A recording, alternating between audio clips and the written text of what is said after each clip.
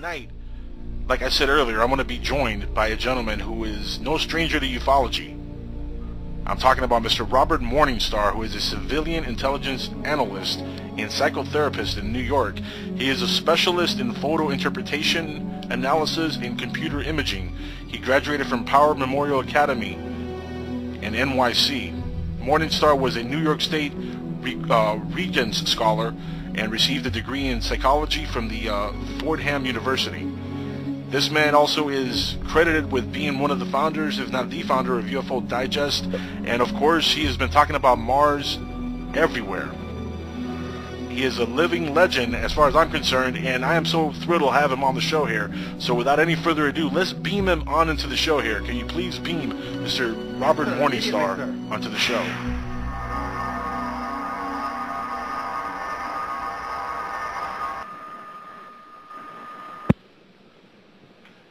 Robert, tell me you're there. One piece. I'm here.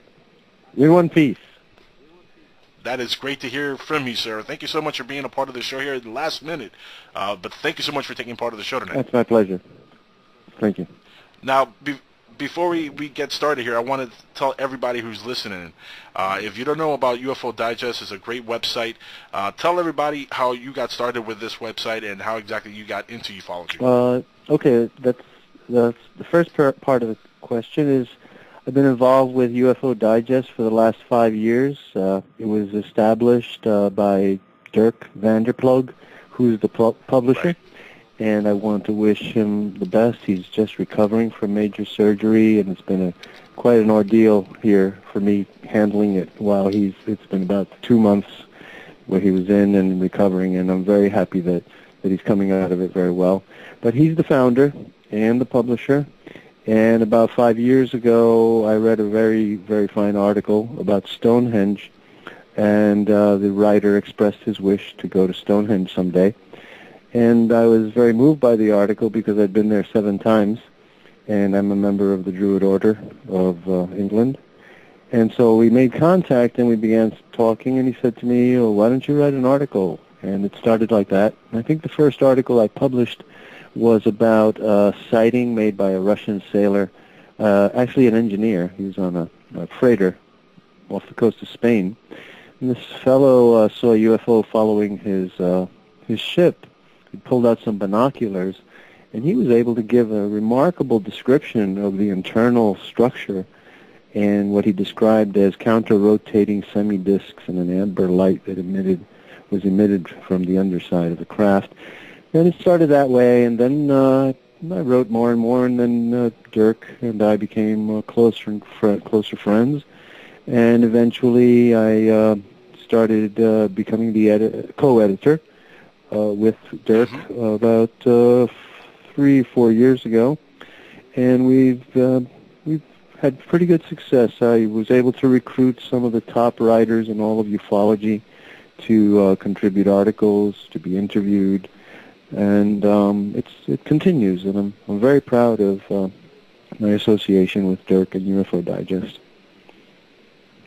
It's a great website. It really, truly is. Now, what was it about ufology that fascinated you originally to get into the subject? Well, I grew up as a kid in the 1950s, and flying saucers were all over the place. You know, all the great science fiction movies of the 1950s. You know, I was there. Some of them first run, some of them second run on TV as they were coming out. But I'll have to say that the seminal work on UFOs, that film that touched me and really got me started, was UFO, The True Story of Flying Saucers, which is the story of Al Chop, the reporter who was a press officer for Wright-Patterson Air Force Base, and then a press officer for the Air Force at the Pentagon during the flap of 1952 when the UFOs were appearing nightly over the White House.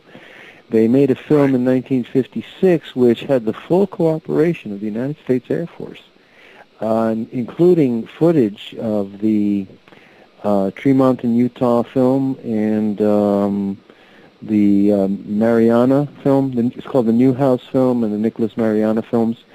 And even then, you know, even as a kid, I could see that the films were doctored especially the Nicholas Mariana film. And this is, you know, my 10-year-old, 1956, 57, I guess 58 is when I saw it on TV. It was made in 56. And even my 10-year-old eyes saw the doctoring of the Mariana film. I don't know if you know it or the audience knows it, but it's when a baseball coach caught 2 UFOs and more zipping across Montana. And there's a famous scene where they pass by a water tower. And as they pass by the water tower, even as a kid, I saw cuts in the film, lines drawn in, all kinds of things. And years later, when I acquired a pristine copy of the film and was able to slow it down frame by frame, I found that exact section. And it seems that the UFOs were flying in unison, like lead and wingman, and something happened. They stopped by the water tower, and then something happened in the background with the UFOs, and the Air Force cut it and joined it again. But it was a very, very disjointed splice. The cut marred the film, but it was obvious to me. So that and my brother's abduction in 1962, I guess, is the thing that got me started curious about. That would make you curious, right? Yeah, there, yes. Well, my brother was in a way a happy young man going to summer camp, not a summer camp actually, something like a fresh air fund. A city kid going to the country, staying on a farm with a farmer and all that. And he was very happy and excited to go. And then within a week, he was very disturbed and crying, wetting his bed, and wanted to come home. And took a long, long time to figure out this mystery, because my brother didn't see a UFO. He only saw some strange little creatures that came up to his window and frightened the hell out of him. His description as a 7-year-old boy in 1962 was he heard little voices outside the window, and he was trying to go to sleep, but he heard these voices. He went to the window, pulled up the shade, didn't see anything, went back to bed, laid down again, and heard the voices again. The second time, he stealthily snuck up to the window and pulled the blind up really quickly, and he took them by surprise. And he told me, as his older brother, who was curious as to why he'd changed his mind about being out in the country when it was so much fun in a hot summer, he said, "I got scared, Robert." And then he told me the story. He says, "When I pulled up the shade, I saw these little guys. They were really small, and they were hiding in the flower beds. They were no taller than the flower beds." He was on a ground floor room with a door that opened up into a back garden. And he said, and they had big black eyes, and they looked at me, and they said to me, "You don't see us. We're not here. We're only flowers. You don't see us. We're not here. We're only flowers." And then they repeated it a third time. And he was shocked and mortified, and he raced back to the bed. But the next morning when he woke up, he found the window open, the door open. He felt dirty. That's something he said. He just felt like something vile. You know, he didn't know how to express it, but that's what he said. "I felt dirty." And he was really bothered, and it really altered his personality. You know, he became very, very touchy about being touched, you know, like hair trigger. And "You don't touch me, get your hands off me," that kind of thing, you know. Right. And so it was a mystery, you know. I just heard, because I said, "Rudy, you know, why'd you change your mind? You were so happy to be in the country with horses and on the farm." And "Robert, I got scared." You know, a very direct, honest little talk between a 12-year-old and his 7-year-old brother. But in around 85, I guess, when Communion came out, I was in Barnes and Noble. There was no Amazon then. And I saw this book, Communion, Whitley Strieber, and I looked at the face. Whitley Strieber, right? Yeah, and I looked at the face, and I said, "My God, that reminds me of that story Rudy told me, my brother told me when I was little, you know." And then I came home, and 3 hours later, my brother rushes into the apartment, like, Robert, look, this is it. These are the guys. These are what I saw." And he was completely excited about having found proof, validation of his experience. And it seems that he, me, my family, has a long-standing relationship with the entities that man UFOs. And it goes as far back as 1916 when my grandfather... Oh, wow. My grandfather... See, my grandfather lived in Nicaragua. And in Nicaragua there is a legend of a creature, kind of like Chupacabra in a way. It's called La Mona. It means the monkey, Okay. but it's a female monkey. And it's described as a white, hairless monkey with big black eyes. And the legend is that this critter will jump on rooftops and hop around your house, and if it gets you, it snatches you, takes you away. And if you come back, sometimes people don't come back, but when they come back, they swear they've had an experience with the devil, and often they've been mauled, people with claw marks as they tried to escape this critter. And I was talking with my grandfather, and we referred to the legend, and his second wife said, "Oh, stop talking about that BS, that's not true." And my grandfather, in a very dignified manner, turned to her and said, "My lady, you're absolutely wrong. I'm going to tell you something I've never told anybody. I saw La Mona when I was a young man, when I had first moved here in Bluefields, Nicaragua. I missed a ferry across the bay, and I had to walk across the beach. It's actually a peninsula, along the beach to get home and cross that field. And as I crossed the field, I saw it. I saw La Mona. And it was the most frightening thing that I've ever experienced," he said. "Every cell in me wanted to run away.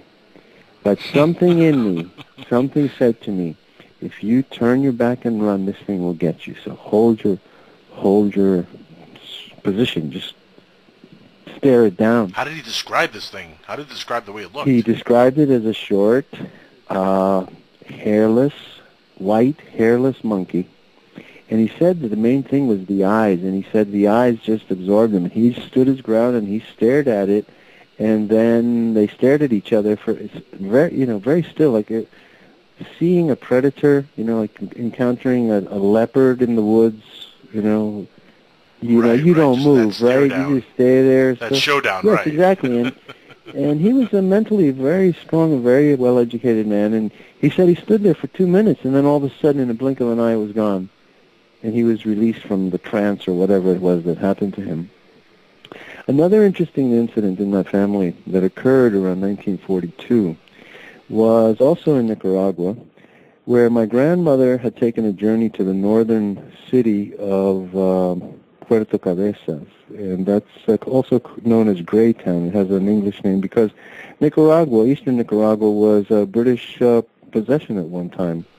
So that's right. Yeah, yes. And it's an English-speaking region as well, because the English imported many slaves from Jamaica, and when the English left, they were there, and they're part of the culture. And so in this incident in 1942, my grandmother had journeyed to northern Nicaragua, to Puerto Cabezas, and it's a long, long pier, and it had a railroad kind of trolley cart type of situation where they would use that to haul the freight over to the ships. And it had a very, very high and low tide. So the launch, the ferry that she was going to get was at the end of the pier, and they were walking, she with her sister and another person. I think it was two sisters. And all of a sudden this bright light appeared at the end of the pier and came down the railroad track, like right between the rails. And they were walking along there, and the light stopped at her feet.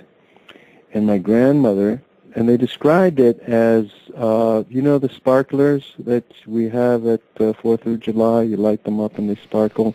Said, imagine that, but a thing about the size of a soccer ball. So she saw it stop in front of her. She sidestepped it to walk around it, to go to the ferry.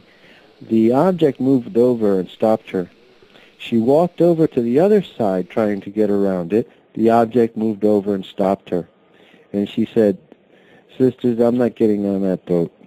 this is a message from God, and I'm not getting on that boat no matter what anybody says. So she didn't get on the boat. The boat floundered. The people were all killed. I mean, they drowned and were finished off by sharks because the Mosquito Coast of Nicaragua is shark-infested waters. So imagine my grandfather. He's waiting on the pier, and he gets word that the ferry has sunken and everyone's lost. He was despondent, heartbroken. Huh. Imagine 2 days later, 3 days later, when my grandmother arrives on another ferry, and she's alive. And if my grandmother had gotten on that ferry, I would not be speaking on the phone tonight. I'm quite sure of that. There will be no Robert Morningstar, yes. So that's that is the so kind true. of So we owe your life to that event. And my right father, there. I have a unique situation. I have a father and a stepfather, and two great men, two great sailors. And my stepfather, he awakened me to UFOs in 1956 as well. We were watching CBS News, and an incident had happened with an airliner flying across the south, and UFOs had surrounded it and paced it for quite a while, and using basically drawings cut and paste of 1956, they had created a facsimile. They pasted a DC-3 aircraft, and they put flying saucers on two sides of the cockpit and flashing.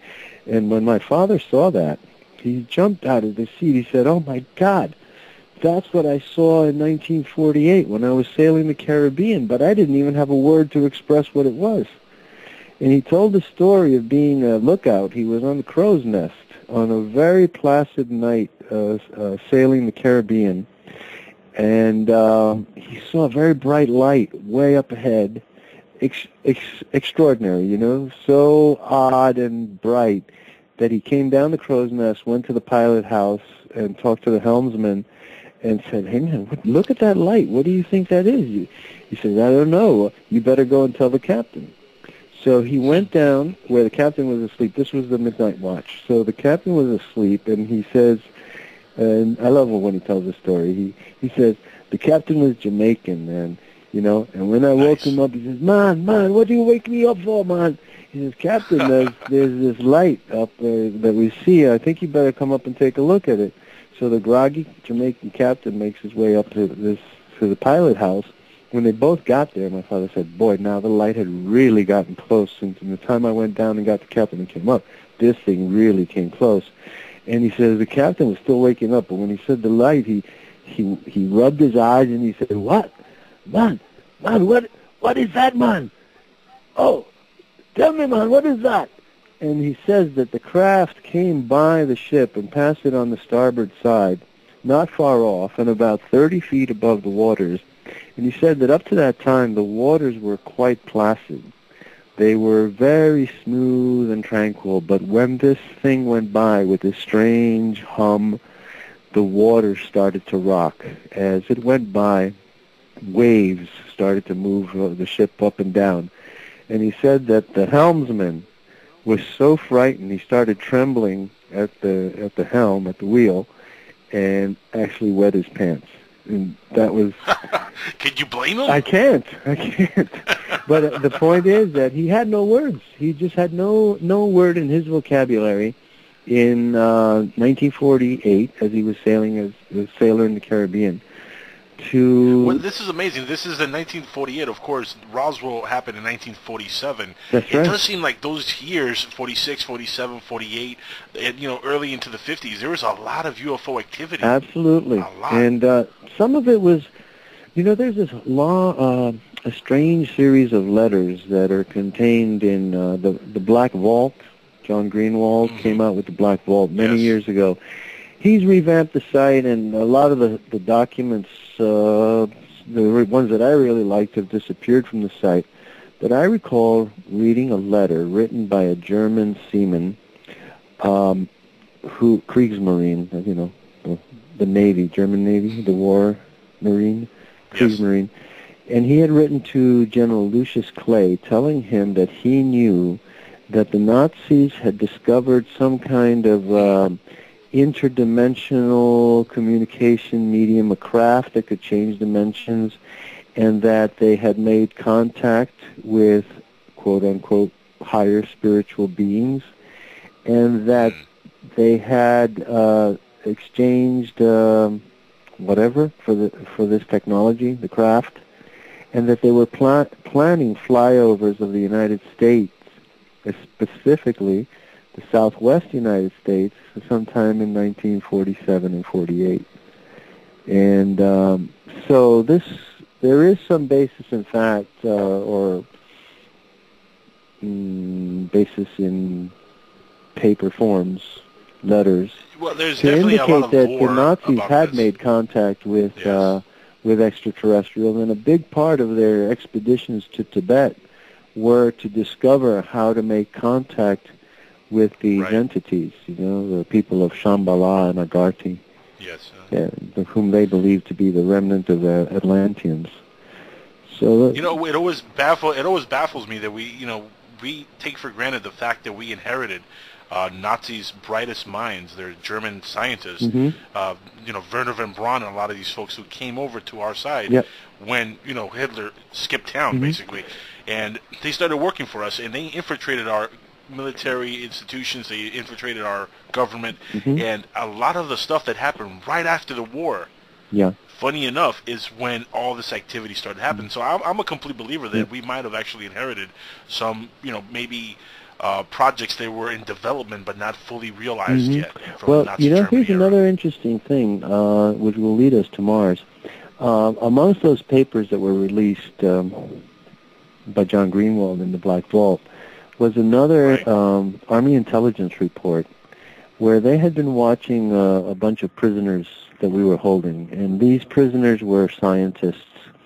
And Army intelligence became aware that these scientists, even while they were prisoners, were still, percolating and cooking up stuff and keeping each other busy by working on theories and they organized lectures and classes. And one of the lectures that they found out about was about a prospective journey to Mars. So they sent Army intelligence to interrogate all of these scientists to find out who had been the fellow who had cooked up the course or the lecture, and what was the basis of it, and so on and so forth. And I really do believe that was probably Werner von Braun, who was being held in one of these they were prisoners of war. The other thing I feel about this is that it was a Trojan horse operation. I've read the diary of Reinhard Gehlen, and I recommend it to anyone who's interested in this. He was the master spy for the Nazis, and he handled all of the spy apparatus and the networks that they had in Eastern Europe and the Soviet Union. So when they were captured, he knew that if the Russians got their hands on him and his men, that they would be liquidated instantly. The Russians didn't make any deals with Nazis after what they'd done to Russia. They killed 25 million people, So there was no negotiating with Nazis, and they knew that the Nazis, the names appeared in prisoner of war rolls, and the Russians were asking for them. So he got permission from his commanding officer to propose a plan to save him, his men, his staff, his network, by appealing to the Army sub rosa, that means under the table, and to see if they could cut a deal to keep their names off the prisoner of war lists that the Nazis, the communists, the Russians wanted. So a certain General Edwin Siebert made a deal with Reinhard Gehlen to ferry him to the United States, to take on his whole network and to fund it. And there are certain interesting, the contract is in there, and certain paragraphs of the contract are very interesting. First of all, he said that it's understood that they do not work for the Americans, but they work with the Americans. And they cannot work for any organization that says United States such and such. which will explain to you why NASA is called NASA and not United States Space Agency, and why Central Intelligence is not called the United States Intelligence Agency, because they refused to work for an agency that was nationalistic in its title. They also said that should the interests of Germany and the United States ever diverge, that their loyalty, it was understood their loyalty was first with Germany. And the other very important paragraph item was that they required funding that would not appear in any of the congressional records. That is to say, they wanted black ops and black money to run their operations. They would not be traceable or accountable. So there you have the foundation of the military-industrial complex that was engineered after that.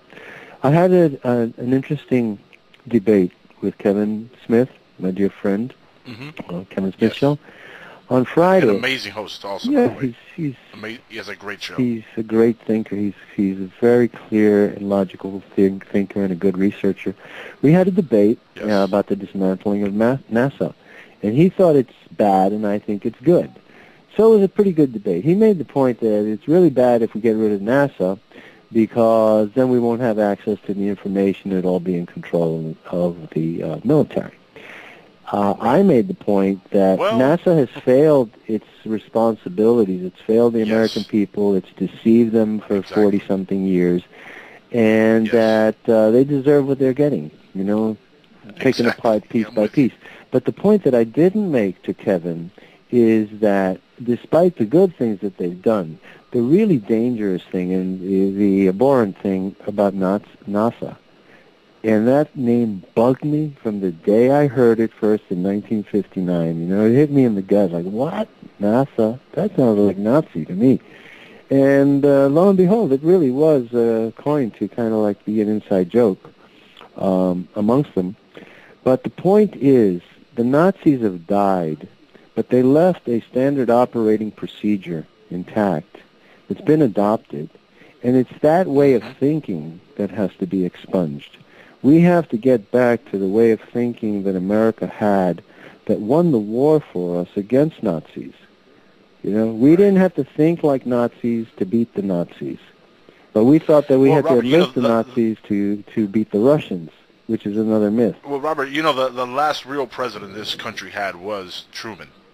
Yes, in one sense, yes. Let's be honest. And the other one who tried to be president was John F. Kennedy. Got killed. And he got killed for Exactly. That's what happens when you try to be a real president, and because of the fact that we don't have real leadership, it's going to be really tough for us to get away from this communist movement which has been engulfing this country for the last 25 years. Oh, I agree with you. There is definitely a leftist movement in this country, and it's an incredible shame. It really is. It's a shame that people have become so ignorant. Those who do not study history are doomed to repeat it.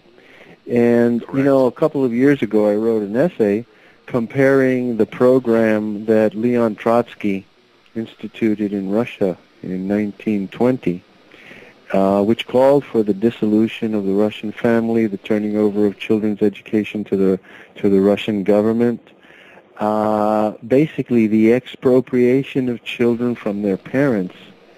It's literally stating that children don't belong to their parents, they belong to the state. And the promotion of abortion and a whole series of social changes that they consciously engineered to just destroy the culture and then start from scratch and rebuild it in an atheistic, materialistic Marxist philosophy. So I made a comparison. I pointed out that so many of the things that we are undergoing, social trends and social engineering, seemed to me to be quite in line with Trotsky, who was quite a villain. There's a lot of fascination. The neo-leftists in America have this fascination. They walk around with T-shirts of Che Guevara, and I look at them like, that guy was a mass murderer. What are you doing walking around with that? Yes, he was. And then Mao Zedong. That hits home. That hits home for me because I'm actually Cuban. Yes, I was going to say. so that hits home for me. I understand. I know. and the betrayal, the tragedy of America's foreign policy being so off the wall that they alienated Castro and really didn't realize he was just playing everyone for a fool. And, the rest is history. So, getting back to the lecture, right? Terrible history, but yes. Yeah. Now, the Mars mysteries, which I'd like to discuss, and I'm very happy. This seems to be like a Martian period, a renaissance of my Martian period. If anyone has heard my programs with Kevin Smith or Starseed Radio during the last week, I've been talking about a discovery that I made back in 1998, which was the correlation between a certain region of Mars and the terraforming of Giza, the Giza Plateau complex of pyramids, and its relationship to a holy mountain on the opposite side of the Qatar Depression, which is to the west of the pyramids. To make it a long story short, on April 15th, 1998, I saw this photograph had been released of this Tarsus region of Mars where Olympus Mons and the Tarsus Montes, these three volcanoes, reside. And in one glance, I realized, oh my God, I've seen this before. And I quickly went in my memory, I know I've seen this before. And yes, I had seen it. I went and pulled out a book on the Great Pyramids, and I found a surveyor's map made by an expedition in the early 1800s, one of the expeditions of Piazzi Smith, an English archaeologist, where a surveyor's plan had been made of the pyramid complex. But the unusual thing of this surveyor's plan was the incredible accuracy of the surveying of the pyramid complex and the Sphinx and all of that, and it was very large. But on the opposite side, in miniature, he had reduced the size or the scale of the Qatar Depression and this mountain, which lies miles and miles and miles away. But he had brought it into the surveyor's plan as if intuitively he knew that this mountain was part of the complex, that it wasn't just incidental. And as it turned out, what he drew was a plan that reflected the relationship between the three pyramids and this holy mountain called Al-Wajid in Egypt, in Siwa, which is a holy site where where the waters, it has a legend of being a healing pool where people go to be healed because they have miraculous waters. And I saw this as an analog of Olympus Mons and the Tarsus Montes. And then it went on. I mean, the insight was just started with that. But all of a sudden, I realized, wow, the pyramid complex lies right alongside the great African Rift Valley, which is a fault line, a crack in the earth that runs for 1,500 miles. And the Tarsus Montes, the three volcanoes, are adjacent to the Valles Marineris, which is like the Grand Canyon running from New York to San Diego, 4 miles deep, 18 miles wide. Then I noticed that, of course, we all know that the pyramids are built right on the Nile, a north and south running river. And as I studied the topography of Mars in this region, I found a north-south running dry riverbed, which is called a fossa, Credentia fossa. Right. And so I started to realize, my God, this looked like this thing was terraformed, as to be a model in miniature, reminiscent of planet Mars. There's a lot of red marble built in, used in the pyramids, and so it's a sign that's it's pointing to the sky. It's like three arrowheads pointing to the sky. There's a lot of red in there, and what I was intuiting is it's a signpost. Look up into the sky, look for something that looks this color. I look around, what's that color? Oh, Mars is that color. And so I think it was left there as a signpost, waiting for the time when man had evolved enough intelligence and science to be able to see this in perspective, and sending our satellites over there to check out the Martian homeland, as I think of it now, that we would see the relationship. And it's as plain as day. I recommend The Four Faces of Mars, which I wrote in 1998, to everyone listening, and it's on Cyber Orbit magazine, ezine, cyberorbit.org, or just Google Robert Morningstar Four Faces of Mars, and you'll get a direct link, which leads us to the face on Mars. One of the most amazing. What do you make of the face on Mars? Do you think that humanity came from Mars directly? I mean, this is my belief. Yes, that face is definitely humanoid. It's humanoid. It's animalistic. If you read the Four Faces, you'll see the story of how I decrypted the image in the so-called face on Mars. It's actually the faces on Mars, because what we have there is a masterpiece in sculpture, in that geometrically encoded in that one image are four other faces which can be extracted by applying geometry to it.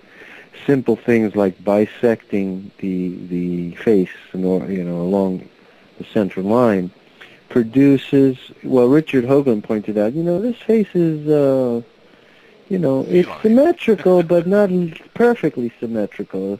And then I remember that, so I split the face in two, mirrored each side, and when I mirrored one side, when I mirrored the right side of the face as we look at it, and put the mirrored half to it along the central line, what emerged was something that appeared like a female lion or a lioness. Then, when I did the other side, what appeared was a bearded man with a skull cap, and he looked very much like the man in the Shroud, the Shroud of Turin, like King Arthur looked.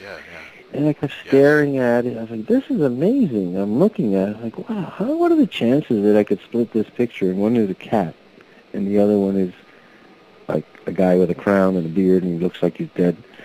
And then I kept looking at the man with the beard, and I kept seeing something, and I said, "Wait, what am I seeing?" And I have this ability to rotate imagery in my head and turn things inside out, or to look at a topographical map, that's coded, and to see it, I can make it rise out of the map to be a 3D image.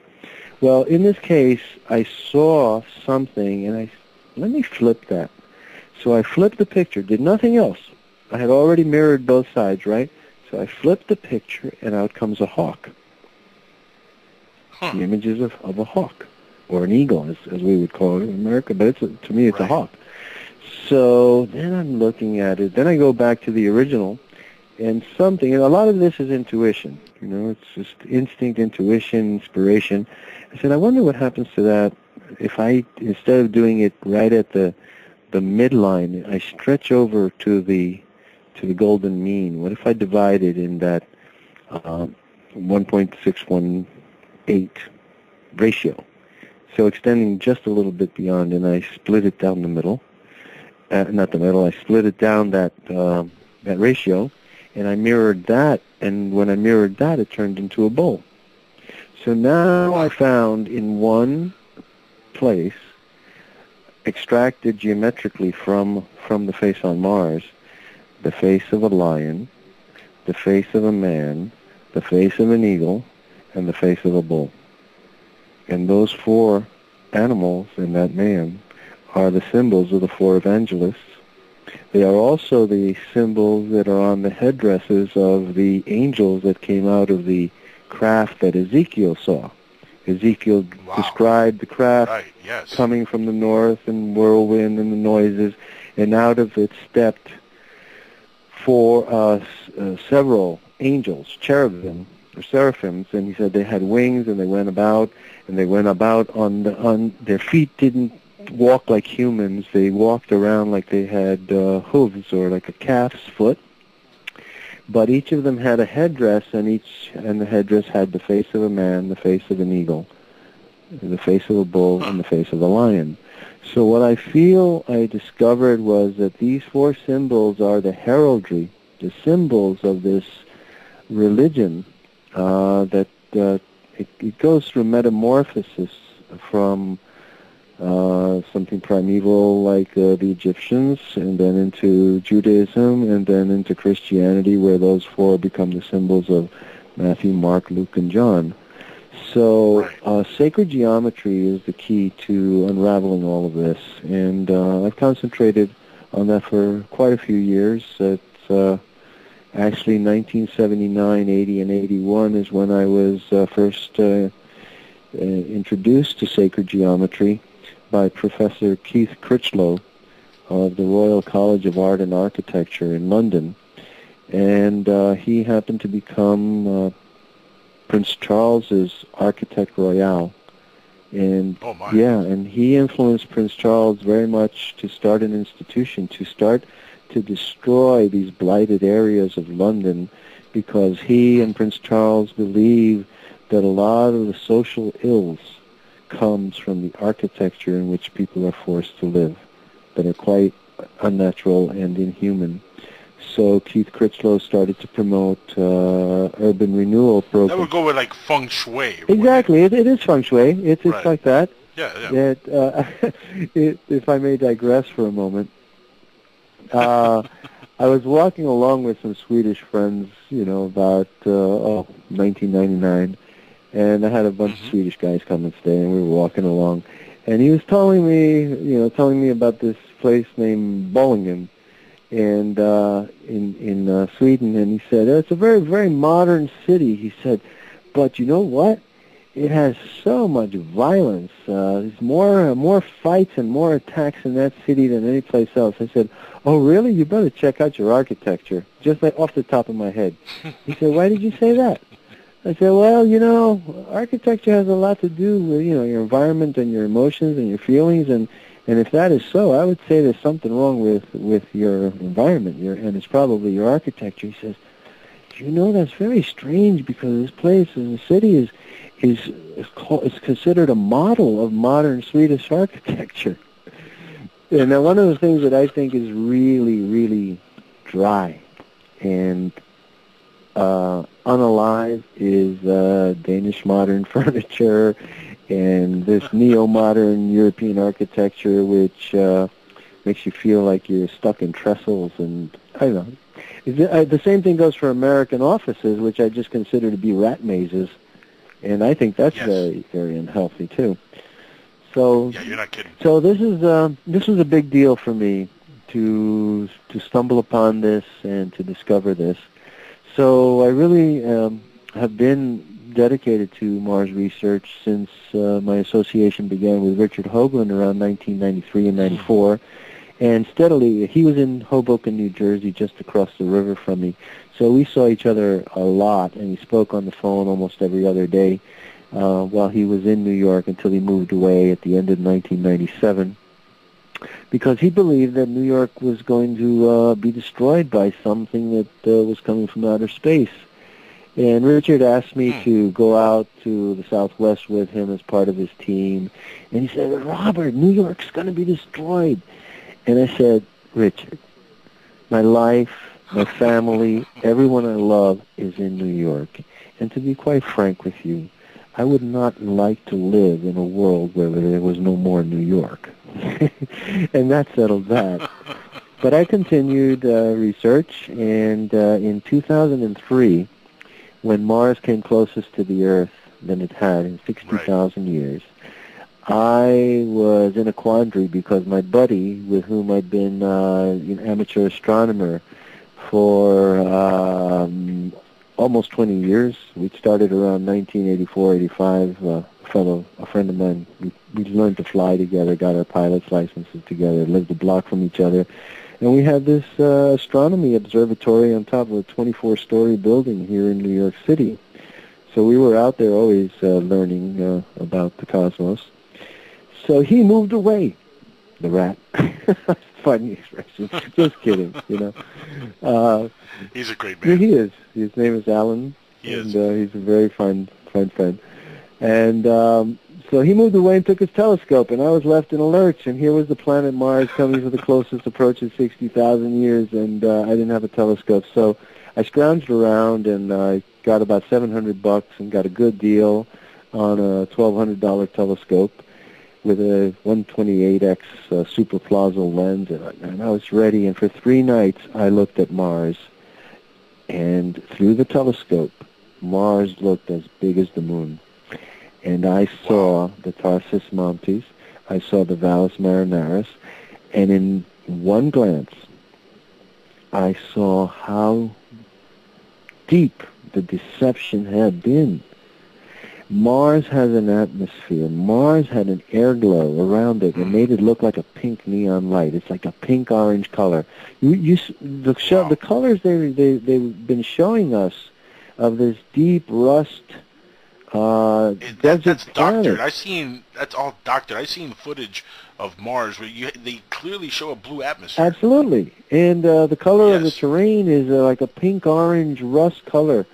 And then I saw weather. That was flabbergasting. I was seeing clouds that were rolling off the Tarsus highlands and rolling off like logs. And these logs, these clouds, were 1,000 miles long. And then I saw plasma. I saw an aurora borealis, as we call it, except this was Australoborealis. It was from the north to the south, long streams of plasma that might have looked like lightning if I didn't know what I was looking at.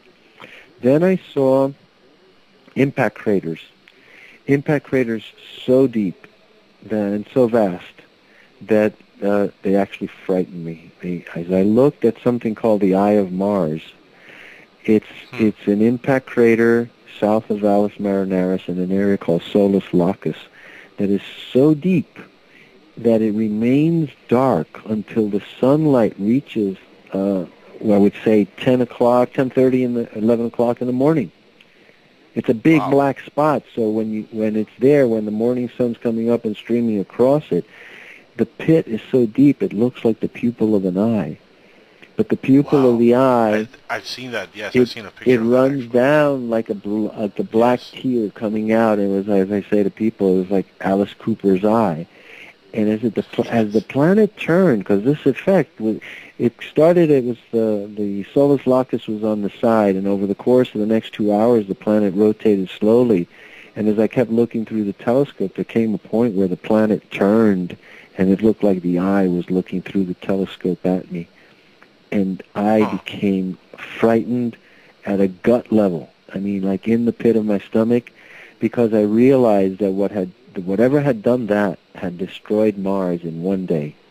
It had cracked the planet in two places. It had cracked it sideways, creating the Valles Marineris, and it had dented it, cracked it north to south to produce the Tarsus highlands. The night before that, I had seen another asteroid impact crater called the Hellas Basin. And again, this was one of those revelations about I'm looking at a living planet, and all I've seen is pictures of a cartoon planet. And that's the way I describe all of those photographs that NASA was releasing up to 2005, 6, and 7, when they started to ante up the real stuff that showed the weather, the air there, etc. So as I looked at the Hellas Basin, which is about 600 miles, it's an ellipse, so it's 600 miles on diameter, I saw it smoking.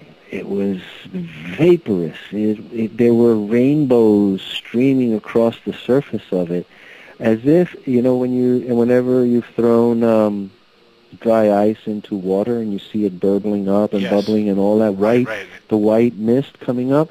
Well, this thing was a pool of this, 600 miles long, and it was emanating. The vapors were coming up, and it seemed to me like I had caught a very recent asteroid impact. Of course, it wasn't that, but the effect on me was, holy mackerel, that thing's still smoking. So I made that report. I reported that on the internet as I wrote up these sites. And about 2 days later, NASA came out with a revelation. They said that they had an ocean of CO2, carbon dioxide, in the Hellas Basin, and that it was trapped there, and it was permanent. And that it was permanent because the winds of Mars rapidly over it, they create a high-pressure area over it, and keep it sealed, almost like a lid, like the lid on a boiling pot. And that's why so the pressure in the Hellas Basin always keeps the CO2 in that vaporous state. Now, the third magnificent thing that I saw was when I looked at the south pole of Mars. I couldn't believe my eyes. I saw what appeared to be a giant icicle. And I looked at it. It was like a spindle, you know? And I said to myself, my God, for me to see that thing, that has to be about 60 miles, at least 60 miles tall. Least, yeah. You know? But there it was, and I kept doing a double take. Am I seeing, is that an icicle? So I called it the Icicle Mountain for a long time. But this is a very happy week for me because I've told that story in lectures, and, you know, some people are very skeptical. You know, they can't believe that you've seen it, you know? You know, they didn't... Wasn't it Buzz Aldrin that came out saying that he saw that footage also, or saw a picture of that? No, what he saw was the monolith on the moon on Phobos, and that is quite literal. I've seen that photograph. And he came out and blurted it out in one of his ecstatic moments of honesty. He won't talk about the moon, but he sure will talk about the monolith on Phobos. And that was well, of course, you know, because they never made it to the moon. As well, you know, I don't believe that. I believe we went to the moon and got the hell scared out of us, and just came home with our tails between our legs, and you know, ignore the man behind the curtain. You know, like the Wizard of Oz. Robert, there's a video. There's a video that's hit the internet for the last couple of years of a Apollo mission where they seem to find a body on the moon of what looks like a humanoid female. Yeah, she looks Tibetan. I've seen that. I'm amazed by that. I don't know. See, I don't believe that story about Apollo 20. I don't believe that story about Apollo 20 at all. But I have studied all the Apollo missions in great detail, and I continue to do so. And a couple of years ago, I found a series of thumbnails showing some of the things that Apollo 14 brought back. You know, Apollo 14 was Edgar Mitchell's mission, and he was on the moon longer than any other human being. He was there for 9 hours. His moonwalk was the longest ever, 9 hours. Correct, they brought back 800-plus pounds of moon stuff. And amongst these thumbnails, there was something they brought back that looked like it looked to me like a body in plaster. You know, like the shape of it. As I studied, there's only two little thumbnail pictures of it. It was on a table, and then later I saw that film purportedly of the Apollo 20 mission, and I said, my God, you know, this reminds me of that. Now, I don't believe this story about the Apollo 20, but that looks awfully real. You know, the stitched up lips, almost like a bone through the nose. Now here is the wildest part. She looks really Oriental, doesn't she? Yes, she does. As I said, Tibetan. She looks Tibetan, Indian, like that sort right. of look. Now here's a very interesting story. It's actually a fact. When the Apollo 11 mission was going to the moon for the landing, NASA called them up and told them a Chinese story. They said, you know, we want you to be out on the lookout for the Chinese princess Chang'o. She was, according to the Chinese legend, she was kidnapped by a 6-foot rabbit and taken to the moon. So if you see her around, you know, be sure to say hello. It is the strangest thing, you know, you've ever heard. But you know how NASA has ways of coding messages, and the astronauts had ways of coding messages, like Frank Borman, and this one I heard myself. Frank Borman orbiting the moon on Apollo 8, that famous thing. He said, NASA, please be aware that there is a Santa Claus. You know, and I'm hearing this. Robert, the acronym NASA, as a lot of folks within ufology know, it stands for Never a Straight Answer. Yes. So then we go on, and now recently, if you go to UFO Digest, last year when we turned to 2010, not 2011, but the New Year of 2010. I published a photograph from Apollo 10. There were 3 photographs of an object that they took on the opposite side of the moon. It is the most amazing thing I've ever seen. And I named it the Sentinel. I dubbed it the Sentinel. It's like a space station. Now, you talk to NASA, and Hoagland discovered this about 5 years ago, and maybe 6 years ago, and he dubbed it the battleship. And nobody paid any attention to it. And independently, I didn't know about it until after I discovered the same thing and called it the Sentinel or the space station. But there are 3 photographs of this object taken by Apollo 10, and not a word about it. Now, when Hoagland came out with his expose of it, NASA said, oh, you know, that's a piece of mylar. That's a piece of mylar that broke off the lunar lander and is drifting in space. And that is the most hokum thing you have ever heard. But if your listeners are interested, they can go to UFO Digest and type in the Sentinel, Sentinel. And I gave it that name because that was the original name of Arthur C. Clarke's 2001 A Space Odyssey. Correct, and I feel that he knew about it. And Arthur C. Clarke, I think, definitely was on the money. He said not long before he passed that he felt there was large life on Mars. Oh, yeah. I really believe so. Also, we have discovered, for all those years, Richard Hoagland and other people like me were researching Mars and working with photos. I felt that I found a lake, a frozen lake atop a mountain in the Valles Nereidi. But Hoagland was saying, there's water on Mars, in 1994. No, it's a dry, dead planet. And all of a sudden, in the last 2 years, not only water on Mars. No, there's water on Mars. Not only water on Mars, but water is ubiquitous on the moon. If you go to UFO Digest, I published a report that the University of Tennessee, working with the rocks that Edgar Mitchell had brought back in Apollo 14 40 years ago, discovered tremendous amounts of limestone in those rocks and deduced that for that much limestone to been formed, tremendous amounts of water had to exist. And the word they used was ubiquitous. That means water is everywhere. Then the Chandra, the Indian satellite Chandra, surveyed the moon and said the moon is wet everywhere.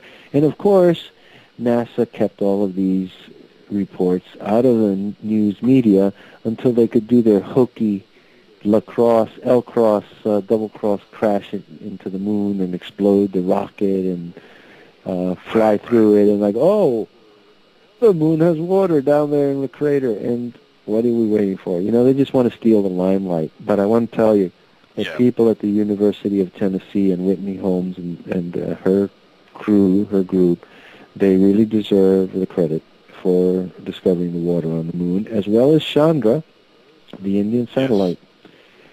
And the Sentinel is still there. One of the interesting... What do you think? Yeah. What do you think this cover-up is still continuing? It's 2011. Most of the world now believes that we're not alone, that we're being visited. Why is the secrecy still intact? Why hasn't disclosure happened already? The policy was established in 1967 with the Brookings Institution white paper on space studies, and one of them, it's called On the Peaceful Uses of Outer Space. And it specifically says that if we were to find intelligent life in outer space, it would be best to keep it from the public for fear of religious, economic, and philosophical upheaval.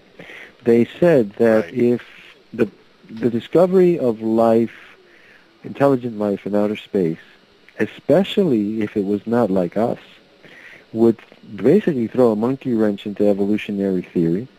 It would unsettle science. It would depress scientists, and they literally named scientists, doctors, and engineers would be so shocked that they might not get up the next morning to go to work when faced with the prospect of having to catch up with a civilization that was at least 200 to 300 years ahead of us. And that was based on the reaction of the American public to Orson Welles' War of the Worlds broadcast. Right. Yep. And coincidentally, on the 2004, on the 66th anniversary of Orson Welles' broadcast, I was invited to present some of my Mars research at the Johns Hopkins Institute and the physics department down there at a mini technical peer review sponsored by the American Association of Aeronautics and Astronautics, of which I was a member at that time. And they graciously let me present these very controversial findings, like Mars has weather, the Solus Locus impact is incredibly deep, the planet was cracked, but also an artifact that was discovered on Mars, which I called TMA-1, after Arthur C. Clarke. The monolith on the Moon in 2001: A Space Odyssey was given a name, TMA-1, Tycho Magnetic Anomaly, because it was in the crater Tycho that it was discovered. So, in honor of Arthur C. Clarke, I called this artifact that was discovered on Mars a sculpture. I call it TMA-1. And basically, it is a stone that they found and cleaned off, and on it is a representation of the planet Mars itself, as if you were flying over Mars, over the Valles Marineris and the Tarsus Montes. And it was quite a... That's amazing. Yeah, it's quite a thing. Like, either it's that, or NASA is messing with our heads, because there's no way that a thing like that could appear on a Martian rock. And if they use the rat tool, the abrasion tool, right, yeah. Yes. The rat could never have done this thing, unless they programmed it with a CAD/CAM program to engrave a model of the planet Mars on this rock. So it started with that, and then this is Mars, definitely artificial. I mean, yeah, the Mars berries. They always give goofy names to really serious things. You know what I mean? So they named them the Mars. Yeah, well, that's part of the illusion. That's part of disinformation technology. That's what I call it. I've given this methodology that they use to obfuscate and hide the obvious, disinformation technology. So they call them Mars berries. Vast fields of millions and millions of ball bearings made of hematite. And hematite, we have it on Earth. It precipitates in the ocean. It precipitates in water. You can't have hematite without water. So again, this is where this evidence that's coming up is proving vast oceans on Mars. But where did they go? They've discovered that there's tremendous seas, frozen seas on Mars that are powdered over with Martian dust. So I say to people, if you want to find life on Mars, go underground, because if the water went underground, life will follow the water, and it's very likely that it's in that realm that that life is still thriving, and that's my belief. The glass worm. Yeah.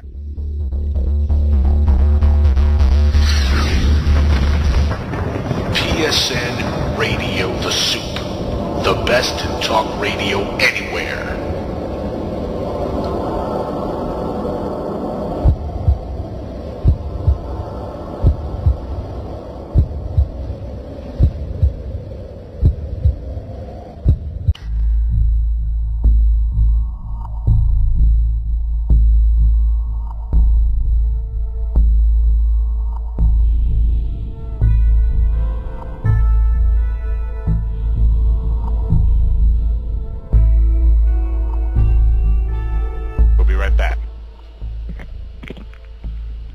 Welcome back, everybody, to the Jackal's Head here on PSN Radio. Everybody listening in through TalkStream Live, Shoutcast, please tune in to www.psn-radio.com. Tonight we're talking to UFO Digest's own Mr. Robert Morningstar, a gentleman who's been following ufology for a very long time and who has made tremendous contributions to ufology. And I'm just amazed and honored to have him on the show here. Mr. Morningstar, welcome back to the show for the last 15 minutes. Thank you. And, of course, Please we're call me opening Robert. the lines. It's too formal. Okay, Right? Robert. We've gotten to know each other. You can call me Robert. I got so much respect for you, though. That's the thing. I got so much Thank you very respect. much. The same thing happened to me with Stan Friedman. I was like, Mr. Friedman. And he was like, it's Stanton. Yeah. Like, Well, I appreciate you know courtesy what I very mean? much also. Thank you. You're a gentleman. But we are opening the lines, guys. Anybody who does want to call on in, please do so. 786-245-8127. We have a caller who joined us, and his name is John Nesbitt. And he is here to ask a few questions. John, welcome to the show. Hey, Jekyll. Thank you very much. It's great to be here and to be talking to my old friend Robert. Well, it's been a few months since we've seen each other, but I do plan on coming back down and planning on calling you and getting together. Look forward to it. The way we met and the way we connected with mutual friends down there in New York City it's hard to believe looking back all that's going on right now and all that's happened. Have you seen our mutual friends? And I think you know who I'm talking about with mention any names. And Yeah, I've had some conversations with them, and I had a meeting with one of the people who's...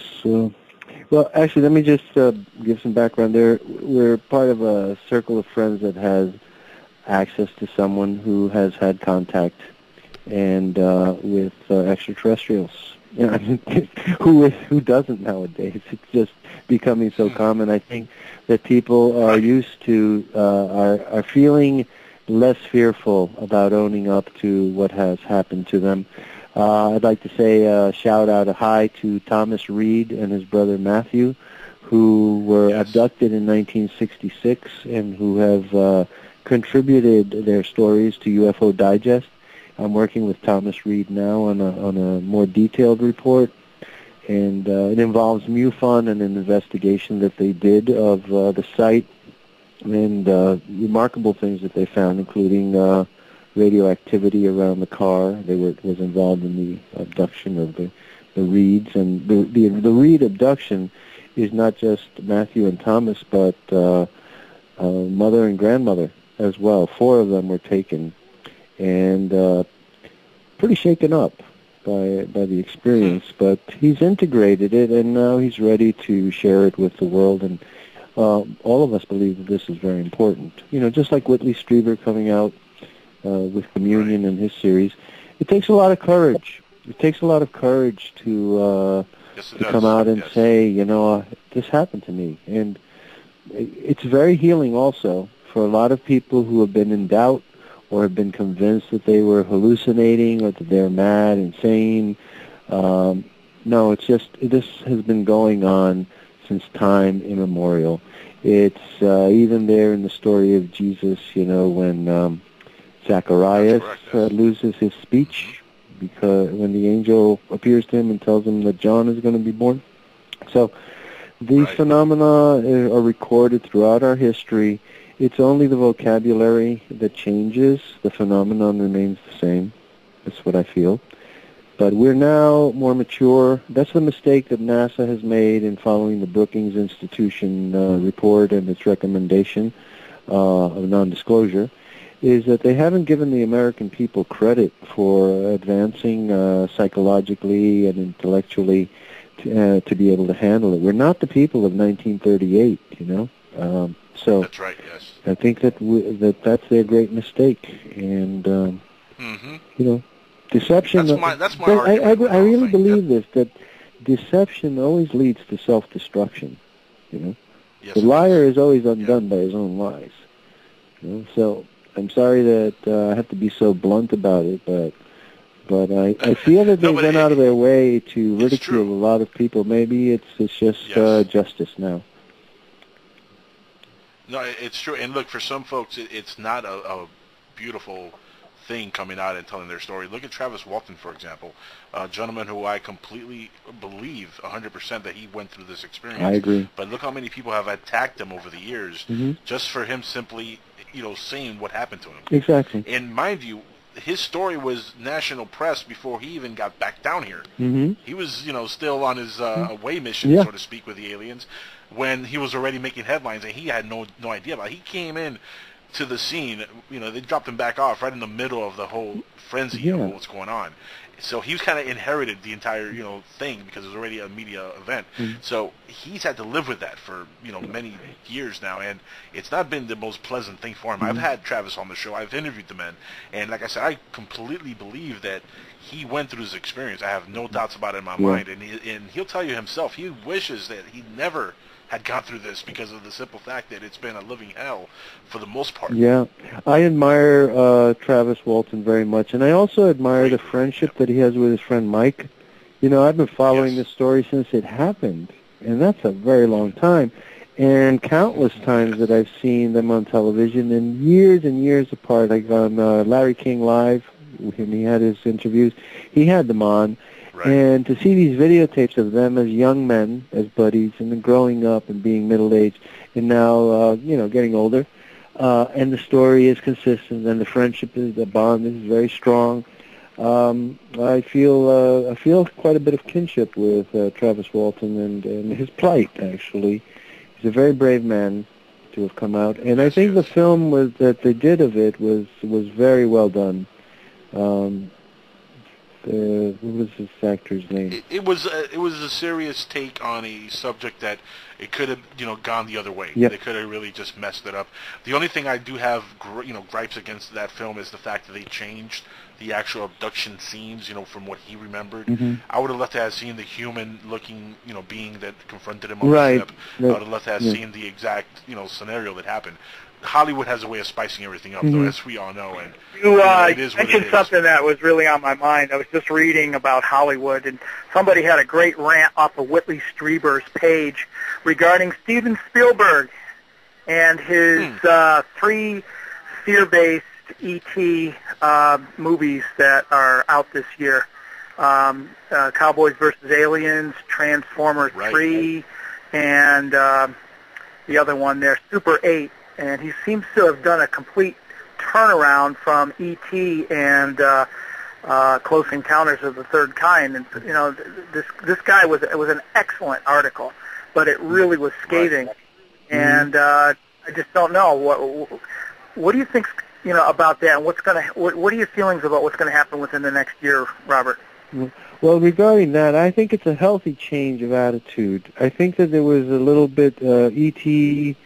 Was just a little bit too la-di-da, And this is a warm and fuzzy. I really don't think that they are our friends, the Greys. I think that it's a very serious problem, and it was treated a little too lightly, too cutesy, and that maybe he's learned some information that has sobered him up.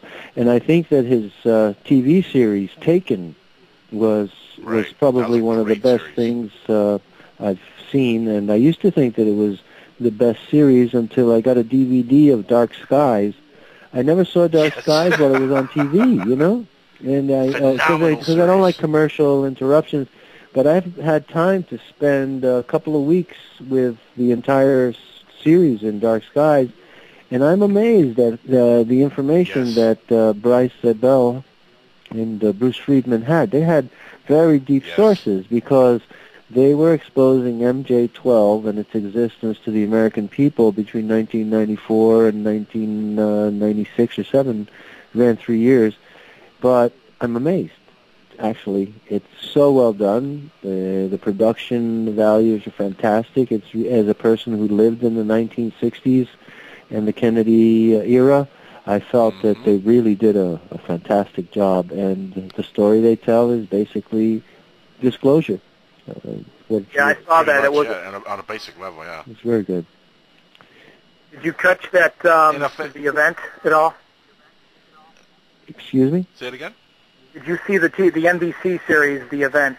No, I didn't. For the same reason, I don't watch CBS, NBC, or ABC, in particular because they were the 3 major dissemblers and purveyors of false information with the Kennedy assassination.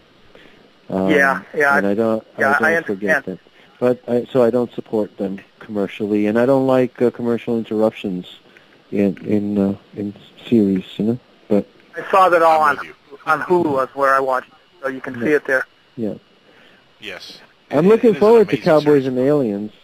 You know, So am I don't know what the It's storyline is, but I am very well aware of the story of Alexander Hamilton in the 1890s in Kansas. He was not the Alexander Hamilton of Revolutionary War days, but he did become a congressman, and he was one of the first cowboys to experience a cattle abduction and a cattle mutilation.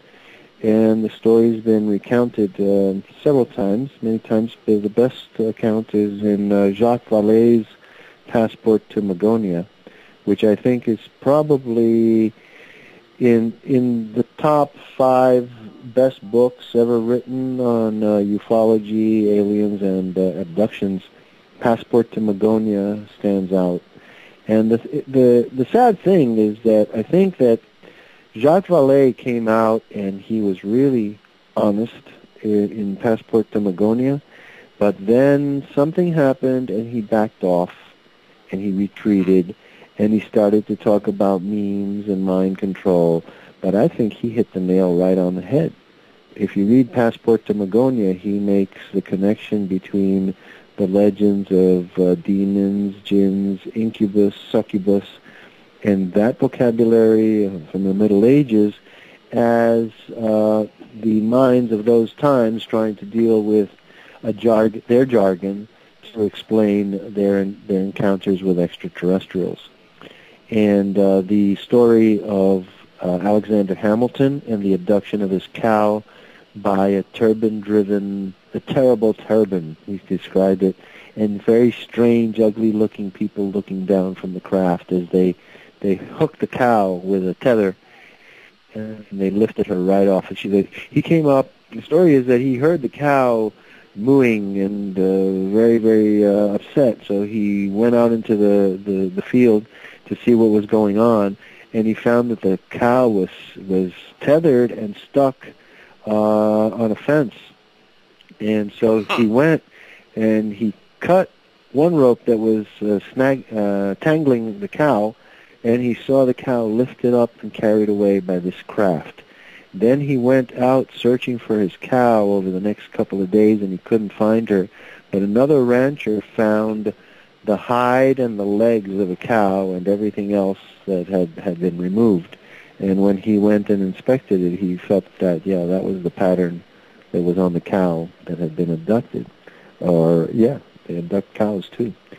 The other interesting thing is the release of the FBI files on UFOs recently, particularly marking the terror that was felt in the government, the Carter administration, when they had 8,000 cattle mutilations in the Southwest in 19... That's amazing.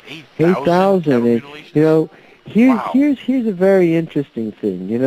They try to placate public fear by coming up with this story that they thought that these ritual cow mutilations, because they take the tongue, the left eye, the left ear, they take the lip and leave the left side of the jaw exposed. They're very consistent patterns, right. And not to mention the evisceration, the removal of the reproductive organs, etc. So the FBI says, well, we think that the public shouldn't be concerned. We think that this is the product of satanic cults. Damn, man. If some satanic cult is killing 8,000 cows, I'd be more worried now than anytime else, That's the kind of ridiculous explanation that they think is going to placate and assuage public fears. Darn, man. Aren't you scared of 8,000 of some guys in satanic robes doing 8,000 cows in a year? I think that's pretty ludicrous explanation. That's terrifying, isn't it? Yeah. That is a ludicrous explanation. Yeah. But what exactly would these beings want with these cows? I mean, are they using them for food, harvest? Well, I think it's both. I think primarily the removal of the reproductive organ, the womb. I believe that here's what they're doing. They're using artificial wombs, the cow womb, to bring to term the implants, the hybrids, or whatever it is that they're doing, when they abduct women, they become pregnant, they come to, they have a fetus in them, and anywhere from a month to 3 months and as late as 5 months, I've heard, they come back and they take the fetus. So I think they transplant it. I think they transplant it into the cow womb, and in vitro, test tube babies, you might say. They bring in sperm, and there was a very, very good series. Was it Intruders? The 5-part series that was done by CBS and Osiris Production. William Cooper told me about it, that it was coming back in 1992. It was a 5-part series. I believe that was the name, Intruders. And it told that whole story. And then in one of the scenes at the end, one of the abductees is taken into a chamber in the flying saucer or the UFO, and thousands of these tubes with fetuses floating around in them. And this has been reported scores of times by abductees. We have a lot of really serious writers who have taken advantage of our openness policy on UFO Digest to publish their stories. And one of the really intriguing parts of this is ETAP and MILAB. ETAP, extraterrestrial abduction phenomenon, and then MILAB, military abductions.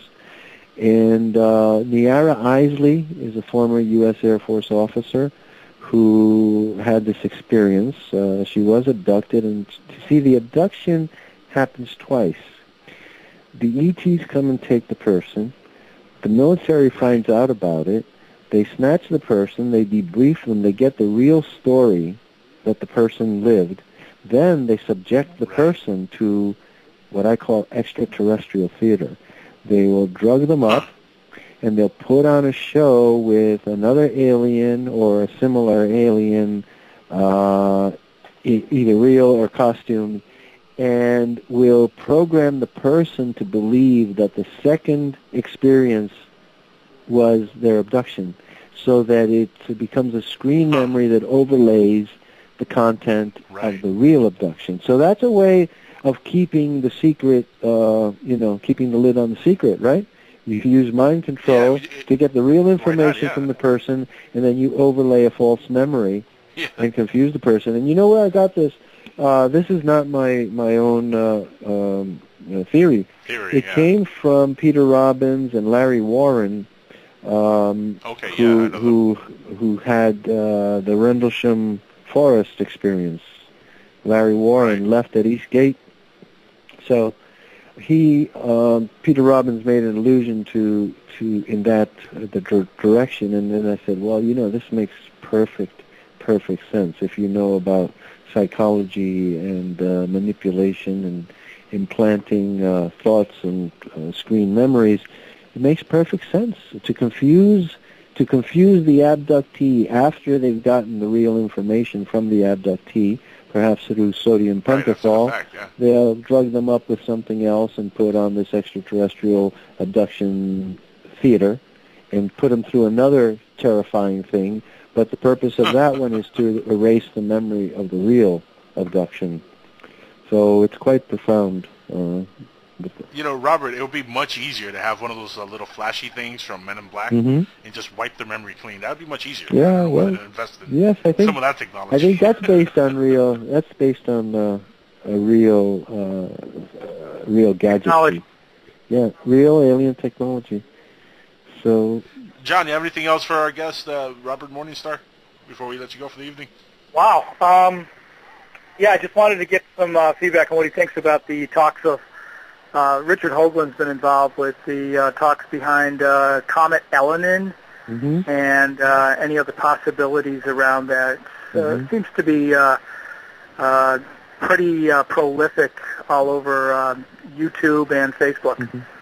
Well, I don't know what Richard believes about Comet Elenin, but I believe that it's a minor thing, and that it's a minor event and a big distraction to keep our attention off the real thing that we should be distracted about, which is either Nibiru, Planet X, or the dark twin. And NASA has been leaking little by little, more and more information, like saying, "Oh, we've discovered a huge, massive object outside the Oort cloud." Perhaps, there is a theory that most star systems that we're studying in the cosmos seems to be binaries. Stars have two star systems, and it seems that there's a theory that the Earth's sun, our sun, has what is called a dark twin, a massive protostar that didn't kickstart and go into the nuclear fusion cycle, but the mass is still out there. Brown dwarf is another description of it. Nobody really knows exactly what it is. Planet X is as good a name for it as any. But I think that's what's coming down the pike. Last year, from the very beginning of 2010, actually it started at the end of 2009, as editor of UFO Digest, people send me photographs from all around the world, and I started getting these photographs taken in North Carolina and California and Canada, and they show there's people who just happened to take a picture of landscape and had the sun in it, but the camera captured something else, like another star, a blue star, quite close to it. And at first I thought, that's just a lens flare. And then I got some from North Carolina, and I go, oh, that's interesting. This guy got another lens flare. Then I got him from California. I said, wait a second. If all these people are shooting pictures of the sky and the sun is in it, and they're all picking up this blue light, it's not a lens flare. Because lens flares are particular to the camera and the lens and the aperture, not the aperture, but the basal around the lens. They're all different. So this started to intrigue me. And, I am a remote viewer, and that's one of the skills that I just happen to have. And last year I had this amazing remote vision or lucid dream that there was something in the sky. I was looking at the sky, and there was the sun, but there was another star in the sky simultaneously, and I wanted to take photographs of it in this dream, but somebody had broken my camera, and it was an unspoken understanding that everybody could see it, but nobody in the media could talk about it, and no one could take a picture of it and show it, for example, on the news or on the Internet. And I think that this was a premonition, perhaps. This happened in August of last year, and it seems to me that it was probably remote viewing or lucid dreaming premonition of what's happening now. I'm sure all of you have seen the photos that we're getting from Soho, and most recently something that came from the Neumayer Institute, the observatory in Antarctica, where one of their cameras seems to have captured some huge object in the sky. That's not the sun, it's not the moon, it's rather large. So I think we're ready for something. I don't think the world is going to end in 2012. I think what's going to happen is that there's going to be a metamorphosis of human consciousness, and that all of us are going to awaken.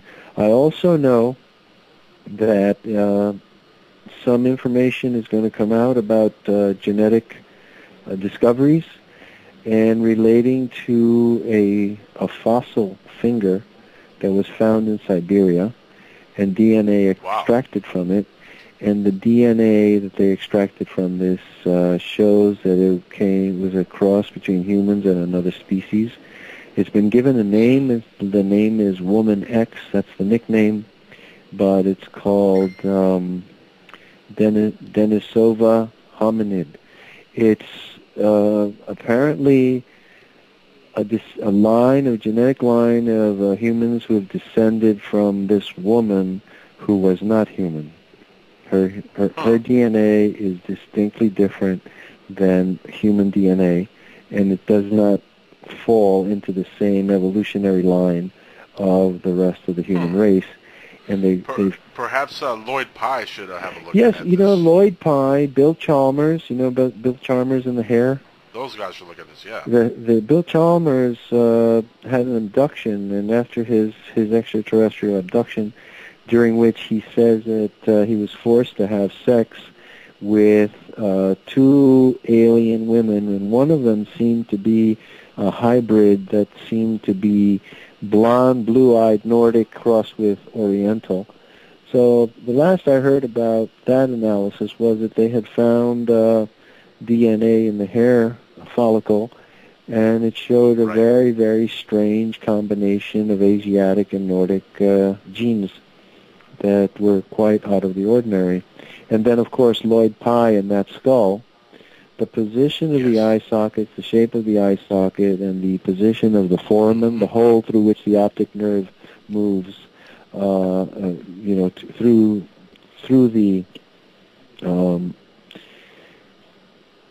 the eye socket, there's a hole. The optic nerve moves through that, crosses over, and goes back into the brain, into the optic lobe. Well, this is distinctly non-human. And I understand that this DNA that I've said has been discovered as a result of that the finger found in Siberia, has also been found in a very limited number of people in North Africa. So sometime in... Speaking of North Africa, sorry to cut you off, but speaking of North Africa, I don't know if you're familiar with this latest case that popped up recently where they found giants in Central Africa. I haven't heard. I've heard a lot of reports about giants, but I haven't heard this one. Perhaps you could enlighten me. When and where? Yeah, it says the story goes, a cemetery of giant creatures have been found in Africa. A team of anthropologists found a mysterious burial in the jungle near the city of Kinjai, Rwanda, in Central Africa. The remains belong to gigantic creatures. They bear little resemblance to humans as we know it, but they are humanoid. They have heads, arms, so on and so forth. The head of the research group believes that they could be visitors from another planet who died as a result of some kind of catastrophe. Well, that sounds familiar. I've heard similar stories about very short extraterrestrials that landed in Tibet. Right. You know the story of the Chinese electric discs that were discovered when the Chinese took over Tibet. So as I said, we've been visited from time immemorial, and one of the biggest NASA hoaxes and debunking techniques and tactics is to make us believe that if there are extraterrestrials, they have to come from other star systems, because for no particular reason. It's just that it's convenient for them to argue, we can't have any people from outer space or other star systems visiting us because it's impossible to exceed the speed of light, which may not really be true.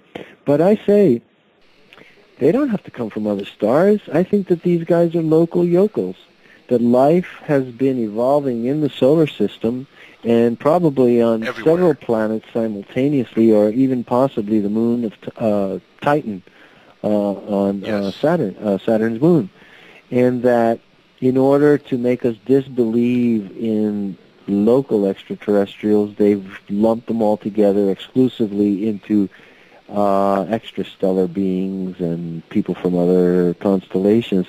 I think that we could easily have an instance of parallel evolution of Earth and Moon inhabitants, or Earth, Mars, Moon, and possibly even Venus.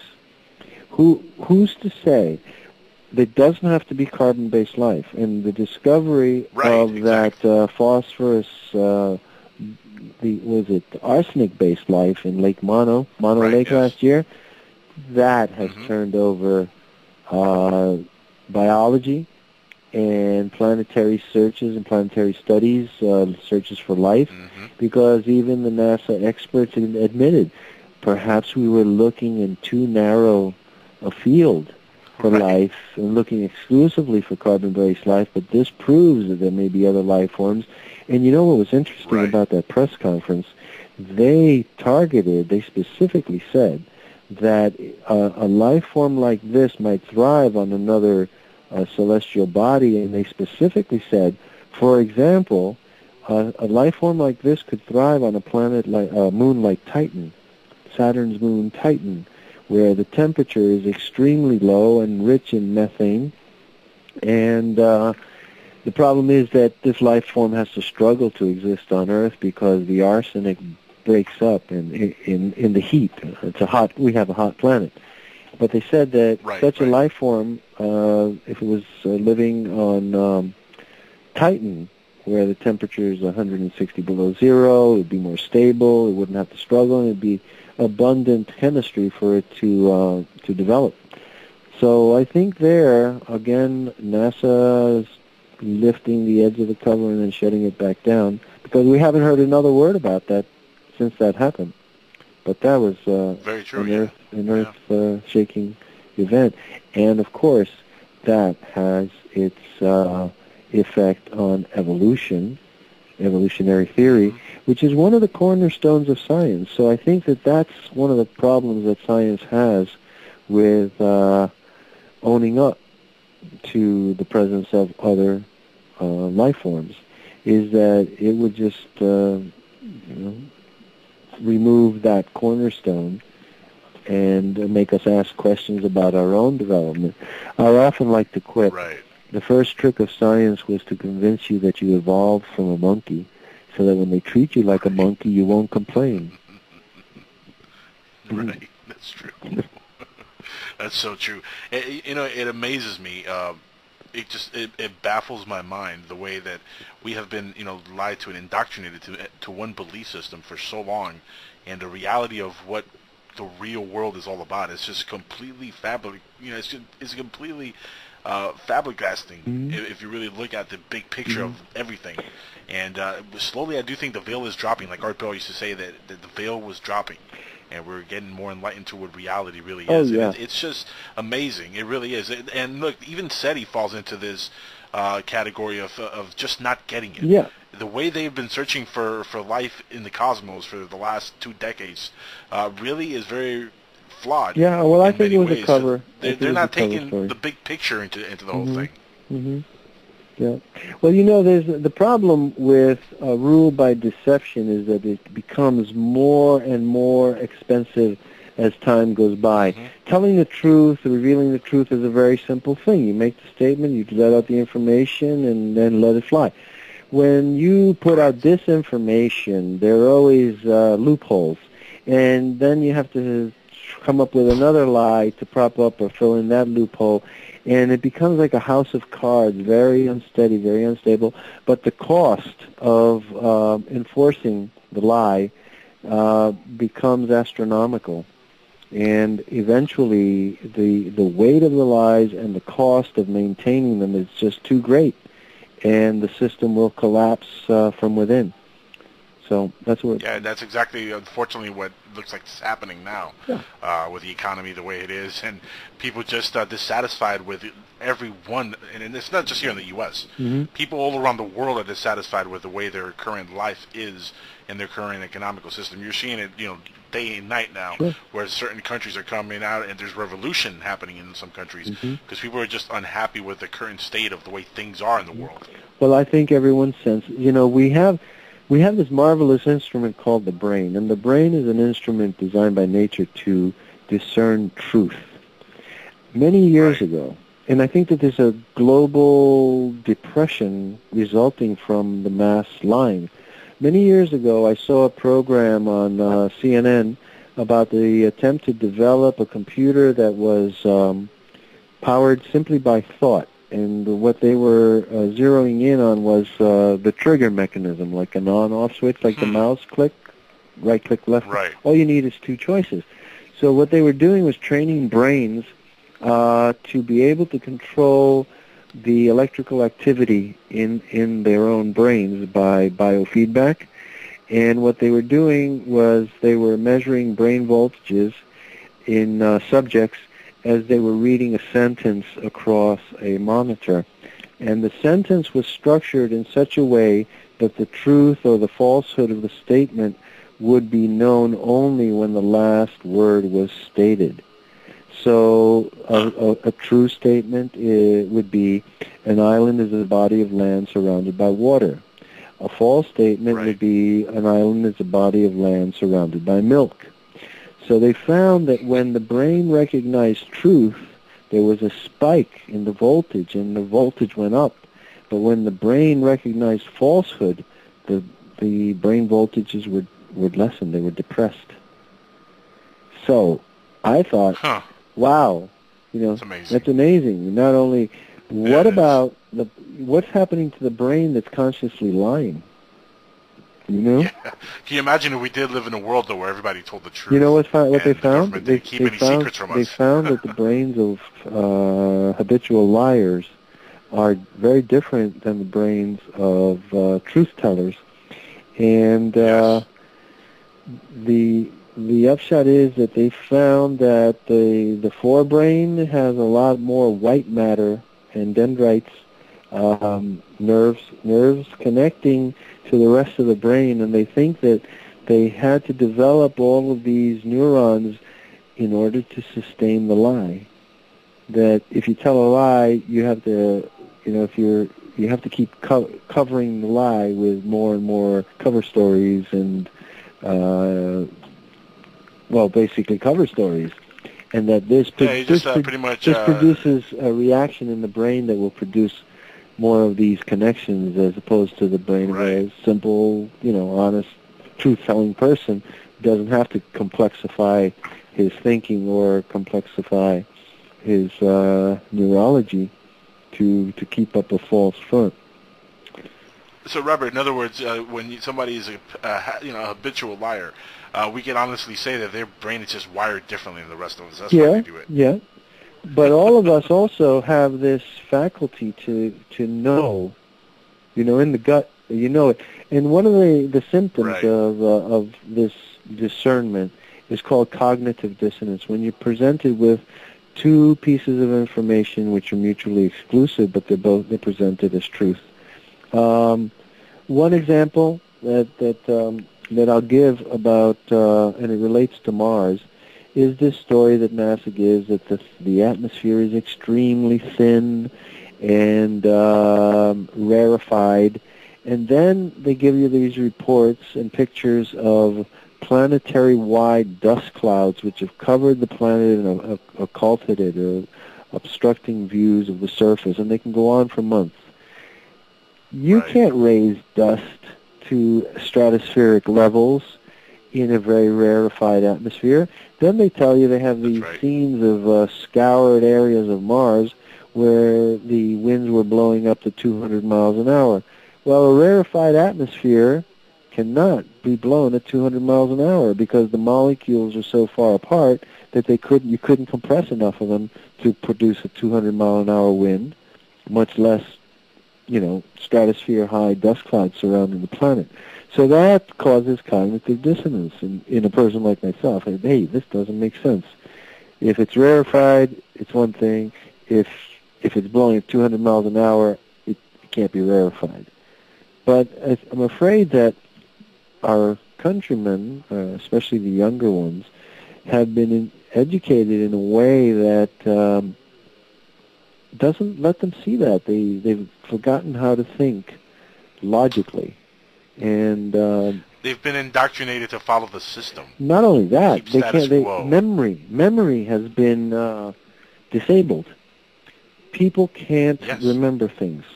And if you can't remember things, then you're only living in the present, and you don't have the resources to see the changes that are going on around you. Like stage managing. They could just be stage managing our reality. And if we're only paying attention to the moment, and that's one of the things that I object to about neo-Buddhist thinking. Only the moment is true. Only the moment is real. All of it is illusion. You have to develop memory. You have to be able to retain facts and information, and that's how you're able to correlate information and extract the truth from just the jumble of lies that they give us, but extract the truth to the best you can. Because I like to say the truth is seamless, If you find, it's like a fabric. If you find one thread and you follow it, you find the warp and the woof. But any flaw will also become pretty self-evident, because you'll find the stitching that was used to repair it, or a patch that's been sewn in to cover up the hole in the fabric. And that's the analogy I use for talking about the doctoring of the Zapruder film in the JFK assassination. They had people mesmerized every year, millions of people looking at this film, and I was the one that pointed out in 1992, 93, 94, hey folks, this thing's been cut and spliced and diced, and it's a consciously engineered optical illusion. You know, at least 6 shots were fired, but to force true the magic bullet theory that only 3 shots were fired and only 2 of them hit, what they did is they cut the film and removed the space between intervening shots. So at least 10 feet of film has been removed from the Zapruder film. It's been reshot, cut, spliced, diced. And I recommend to the listeners who are interested in this aspect of my work something called a Z-thesis. Z-thesis. Like Z is Z-film. Okay. The Z-thesis is where I dismantled the Zapruder film and proved that the doctoring was radical doctoring. And the proof is in the oscillation of the flasher lights on the limousine. President Kennedy's car coming down the street had these flasher lights that would flash 2 seconds on, 2 seconds off, 2 seconds on, 2 seconds off. And in studying the film, so if it's even, you should have actually, you should have 12 flashes on the right side, 12 flashes on the left side, alternating. Well, I found sections where one side had only 7 flashes, and the other side had the 12 flashes, and that shows that if, for example, if you were going to get 12 flashes in 18 frames, and you get only 7 flashes of what should be 12, something's been cut out. But anyway, it's very detailed, and I include the testimony of Senator Rolf Yarborough, who literally states that the car made a stop, 2 stops in fact. One was a full stop, and the other one was a near full stop before it accelerated and left the scene. You don't see the stops. But everybody, many of the witnesses said it stopped by the sign. Even Zapruder said he saw President Kennedy stand up in the car and his head pop up above the sign, and so on. Right. So anyway, that's in the Z-thesis, and that's also in Cyber Orbit. So if you get to the 4 Faces of Mars, at the end of it, there's a link to the Z-thesis, of which I'm very proud. Speaking of which, Robert, let's give the audience all your links so they can, find you at. Of course, UFO Digest. Yes, UFO Digest is the main one. I'm also the moderator of a group of researchers who are interested in alternate energy. It's called TAP 10, and I co-moderate it with Gary Voss. And my JFK work is archived at jfkresearch.com under featured writers. And there you'll find the death of Dorothy Kilgallen, the ultimate secret of the JFK assassination, which was the substitution of a double. Officer Tippit was killed because he bore such a close resemblance to President Kennedy that they used to call him Jack and JFK, ribbing him on the Dallas Police Department. So all those autopsy photos that were presented to the Warren Commission and then to the public, they're Officer Tippit. They're not John F. Kennedy. And that's how they got away with it. You see, they presented a brain to the autopsist and look at the brain. Oh, this brain wasn't even his. Yeah, it wasn't Kennedy's, but it was a brain that had been killed by one bullet through the head, and that was Tippit. Right. And then all the photographs and all the doctoring of the wound and all those mysteries, it's all distraction to keep you from really looking and scrutinizing the face in those photographs. And you look at the nose and the shape of the nostrils and the moles on the neck, and if you study it long enough, you'll wake up one day like I did, like, oh my God, that's not President Kennedy. But that's it. Basically, in a nutshell, that's my contribution to JFK assassination research. I showed how Officer Tippett's body was the getaway vehicle. Surgically clean. We got to have you on Unraveling the Secrets to talk about the JFK assassination. Yeah, well, it's tied in with UFOs. Just about that topic, because We all know that. I believe that Bryce Sable had it dead on Yes, in I agree. the series Dark Skies with the Kennedy assassination. Robert, we're almost out of time here. I have to let you go. You've been so kind to stay on for this long. You've been an amazing guest. It's a pleasure. We have to have you back on in the near future. Sure. Very, very I'm very grateful. Thank you very much, and I look forward to speaking to you again sometime.